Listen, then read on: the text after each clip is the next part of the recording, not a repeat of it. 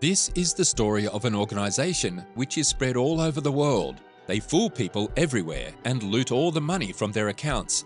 But now there seems to be a man behind them about whom no one knows anything about, who he was before and what he used to do. But it is definitely known that he will not leave anyone alive. The story begins and a scene of a farm appears in front of us. Inside this farm, we see a man going, whose name is Adam Clay, and he comes inside. He starts catching bees. Then he comes out of the farm. Then he meets the owner of this farm, whose name is Mrs. Parker. Parker tells Adam that you will have to come to dinner one day. Adam thanks her and says that you have already done me a big favor by giving me your complete farm to work on, yet you take care of me all the time. Listen to Adam's words. He feels that he is Parker. He likes her very much. He considers her like his mother. After coming back from here, Parker becomes his. As she gets to work, we learn that Parker runs a charity. After Unprivileged, she turns on her laptop and goes about her daily business, only to find that it's infected with a virus, and the laptop is running very slowly. After some time, a notification comes on and a number is written. Parker immediately calls that number. After the call is connected, these people say that they are from an antivirus company. Parker says that I have already installed antivirus and I am still paying for it. Arnett apologizes for the virus infiltrating a laptop, but warns that data may be deleted. Parker, who has all her data on the laptop, fears further trouble if the data is lost. Garnett assures Parker that the company will provide assistance and asks her to send compensation to his account. Parker initially believes chatties will provide more money. However, Garnett reveals that the company only provides $500 compensation, and Parker made a mistake by transferring $50,000. Parker is threatened with job loss and is instructed by Garnett to send all remaining money to her account. She uses internet banking on her laptop, but Garnett's company steals $2 million from her account by keying in her password. Parker is stunned and unsure of what to do next. What should she do because this money was not hers? This money belonged to all the charities that were going to underprivileged children. Due to this mistake of Parker, the future of many in this text, the characters discuss a series of events involving a company named Antivirus that has been looting people's money for years. One person, Garnett, celebrates his victory by stealing $2 million in one stroke. Meanwhile, a beekeeper extracts honey from bees and takes it to Parker's house. As he enters, he finds silence and darkness, and Parker's dead body lies nearby. Adam, a man who cares deeply about Parker, takes his own life. Verona, Parker's daughter and FBI agent, arrives and suspects Adam killed her mother. She arrests Adam and brings him out, leading the police, and FBI people believe Adam killed Parker. Verona then checks Parker's laptop and discovers that someone has stolen $2 million from her account. This revelation brings the characters to a deep understanding of the corruption and consequences of their actions. Mila suspects her mother took her own life, but Adam doesn't. The police find out because they can't find Adam's fingerprints. Parker killed herself and Adam is released. Mila apologizes to Adam for wrongly accusing him, and they discuss their mother's charity money and savings. An antivirus company stole the money, and Mila tries to find out about it but is denied permission. Mila wants to punish her mother's arms, but Adam remains silent. The story highlights the dangers of exposing large corporations and the need for justice. Adam, a former beekeeper agent, apologizes to Verona for her mother's death and returns to a call girl. He was the best agent of Beekeeper, but retired after a while. After a while, he returns to his agency to call the girl, revealing that he is the most dangerous agent in the organization, and gives complete details that there is an antivirus company here which has stolen all the money. Adam, a large group of people, is trying to reach their office and their agency. He fills gasoline with 2 jars and enters the office, beating 2 guards and causing chaos. He then asks everyone to swear not to steal money and throws gasoline around to destroy the entire office. People run away, fearing that they will die along with Adam. Garnett arrives with his bodyguards, but they break down. Adam knocks everyone down one by one, causing chaos and gasoline everywhere. The group is left to face the consequences of their actions. Spreads out and tells Garnett to get out of there if you want to stay alive.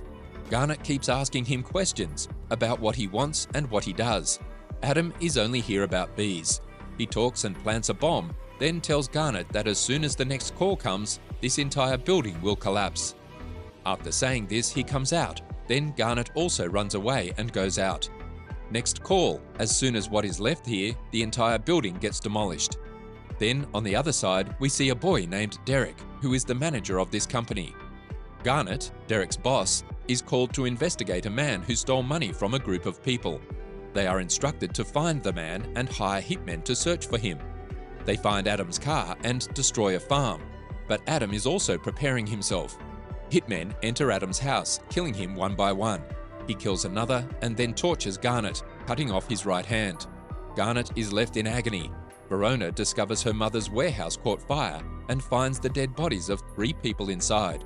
Verona doesn't understand what's going on until she finds Garnet's ID card inside and gets a hold of the antivirus company and realizes that they are the same people who hacked her. He had stolen his mother's money, and then he realized that there was another man living there, Adam. He used to live in the warehouse itself, and he is missing. Now she starts suspecting that Adam had a hand in all this. In the meantime, we see Garnet, who has run far away from here. He feels like he is safe now, and then he calls. Derek and Garnet are upset about Adam's actions, as he killed all the hitmen and cut off their fingers. Garnet is tying him to his car and dies when it falls into the sea. Derek listens to this and calls Adam, who tells him to come after him. Verona tries to find out about Adam, but doesn't find anything. Derek is worried and is talking to his father. A man named Wallace also wants to find out about Adam.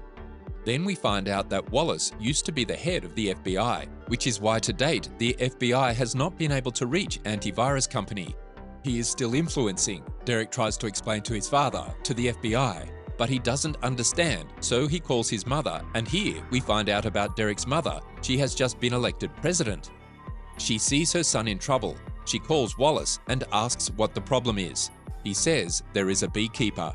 Adam Clay, a retired agent from Beekeeper, destroyed one of its officers and is now after them. Derek's mother, Dan Ford, assures Vale that Derek should not worry. Wells, the head of Beekeeper, orders the capture of all agents and Adam Clay's death.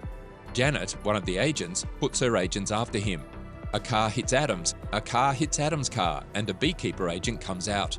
They fight, but the girl refuses to accept defeat. Adam throws her down, but she continues to chase him, proving that defeat is not an option. To get free, Adam has to burn her alive. After burning her, he blasts the entire gas station. The news spreads everywhere that Adam is still alive. Even the FBI comes to know about this. Wells comes to know about this. He calls Janet directly and says that now put all the agents you have and the best agent of Beekeeper after Adam. Janet says that I have sent a message to everyone, but nobody wants to compete with Adam. There is no one in Beekeeper who does not know Adam. Adam used to be our best agent before him. Wells, fearing death, calls murderers to go after one man. They laugh at the idea of many people going after one man, but they are determined to kill him. They search for Adam, who has cut a girl's finger. Adam collects weapons and logs into their system to locate their camp. They find Derek's 9-star building, which has a call center to fool people. For this, they have set up call centers everywhere. Well, they know that Adam can come here at any time. That is why they have called the FBI people. FBI people are at the gate only then Adam is here. He comes and talks to them and starts beating them all. In one fell swoop, he kills several FBI agents and throws them down. Then he catches one of the agents and runs upstairs. As soon as he enters the call center, he starts to search for Derek, but the murderer is also present inside. They all start shooting at Adam. Adam had no idea that there would be so many people inside. He controls himself and starts working with a new strategy. There are FBI agents inside as well as murderers outside. He is fighting everyone one by one. He is not killing any FBI agent, but he is killing the murderers very brutally. In no time, he spreads the dead bodies everywhere. The corpses of the murderers are lying everywhere. After killing everyone, he comes to the Nazir and asks him where Derek is. Says, I can't tell you, these people are so dangerous they will kill me. Adam says, I will also kill you, but before I kill you, I will torture you and then kill Tom. Tell me where Derek is. After saying this, he starts to torture him. Then the manager explains who these people are. He says that Derek is the son of the president. Derek and Wallace, both of them will be at the president's house when Verona arrives here. Adam understands that Verona has come here, but now, before these two can come face to face with each other, Adam leaves from here, and on the other hand, Derek also comes. It turns out that Adam had come to the 9-star building and killed all the murderers. Gets scared and tells Derek that from now on you will not leave the building. Then we see Verona, who is talking to her friend. Her friend says that the real thing is Adam is doing ever. He can't reach these people. He has killed your mother's murderers and he is not going to stop now. He wants to destroy their entire empire.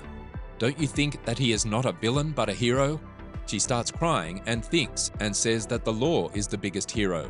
When we joined the department, we took an oath that we would keep the law supreme. Verona meets the chief of the FBI and reveals that the people involved in the company run by President Derek are looting money from people. The FBI chief is stunned and reveals that Derek, a murderer, has become president today with the help of the money. Wallace, worried, calls more murderers and is free from FBI agents. Dan Ford, the chief of the FBI, discovers Derek's activities and scolds him for his actions. Adam enters the president's house and is surrounded by FBI agents. Verona tells him to stay between them and not kill him. They plan to kill him, but Adam arrives fully prepared with bombs in all vehicles.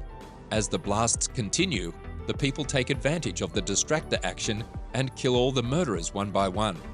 As they continue to spread dead bodies, Verona realizes the truth about the situation and the need for a peaceful solution, but Adam is also ready to kill them all. Then he faces the most dangerous murderer, who is very strong. He has one leg of steel, which he uses as his strength. He starts fighting with Adam. A very fierce fight takes place between them. For the first time, someone injures Adam, but Adam knows how to deal with such people. After a while, he pounces on this man and beats him till he dies. Then he treats himself and slowly starts moving towards the president's room, and then he meets Wells. Adam is offered a lot of money, but Adam refuses. He has no interest in money.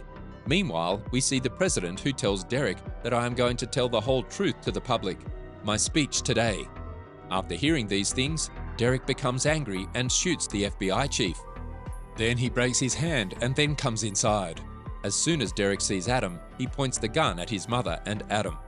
He says that if you come forward, I will kill her. Then here Verona also comes and tells Adam to throw away his gun. Adam looks at Verona and says, "Who are you for? Do you want to work for the government or for justice? You should think about it." Then we see Derek, who is about to shoot his mother because if she survives, he will expose her in today's speech, but he pulls the trigger. Before that, Adam shoots him, and after shooting him, he jumps out of the window. Then Verona goes after him, and Adam stands in front of Verona. She has the chance to shoot Adam, but she doesn't shoot him. She knows Adam is right. He has avenged his mother and brought the truth to the world. She tells him that when she runs away. Adam runs away from here. He jumps down and comes to the seashore. Then we come to know that Adam has already made all the preparations. He has hidden all the gadgets in the ground. He would take everyone out. He jumps into the sea so that he can go away from here and not be seen by anyone. And then with this, the film ends here.